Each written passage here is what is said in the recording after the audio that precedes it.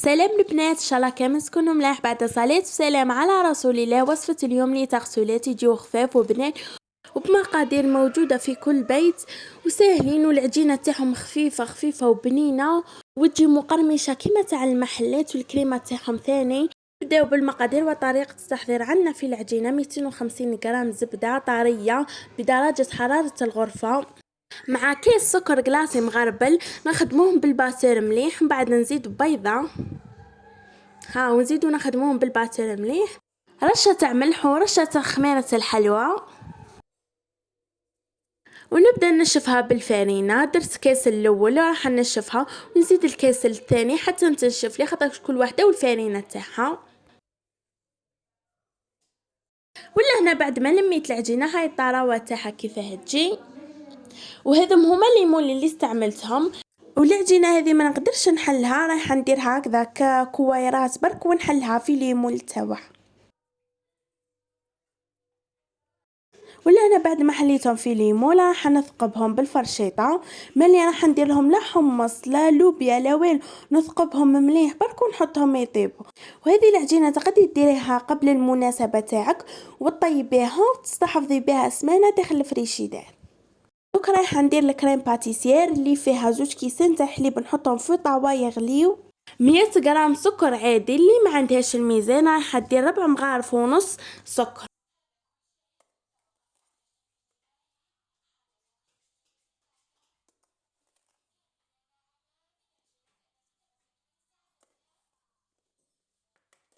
ستين غرام تاع نشا، واللي ما عندهاش الميزان راح نجيوها 3 مغارف ماشي معمرين تاع نشا. وعندنا ساشي تاع لافاني، من الاحسن يكون لافاني سائل، انا ما كانش متوفر عندي.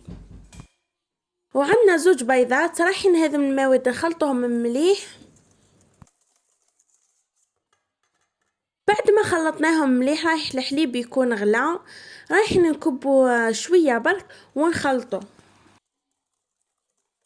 خلطهم، بعد نقلبوهم في الطاوة ونحطوهم على نار هادية بالتحريك المستمر.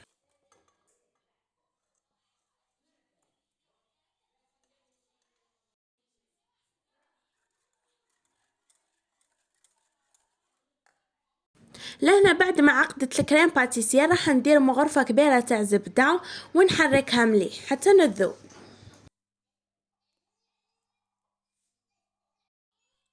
دوك لهنا راح نفرخها في طابسي وراح نحطها في الفريشيدير ولا في الكونجيلاتور. انا حطيتها في الفريشيدير ودرت لها بابي فيلم اون كونتاكت حطيته عليها بما يدخلش الهواء.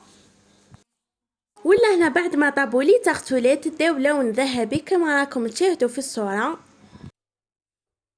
باتيسيان بعد ما بردت راح نزيد لها كيس تاع شانتي وراح نطلعها بالباتر وراح هكذا تولينا كريم دبلومات. درتها في البوشادو وهذه الفكرة عجبتني بزاف، حبيت نشاركها معاكم.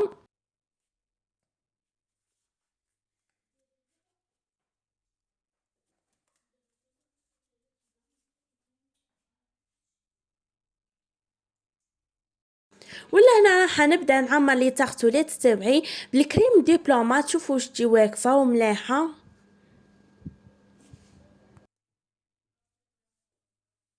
ونكمل نعمر لي تغسولات تاعي وراح ندير لهم تزيين خفيف اللي هو بالفاكهه برك.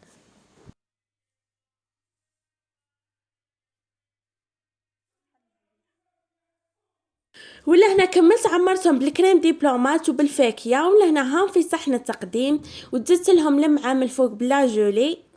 نتمنى ينالوا اعجابكم ان شاء الله وتجربوهم وتكتبونا في لي كومونتير. ما تنسوناش باشتراك في القناه وتفعلوا زر الجرس وديروا لنا كومونتير شباب كيفكم ولايك، ونخليكم الصور والفيديوهات يعبروا.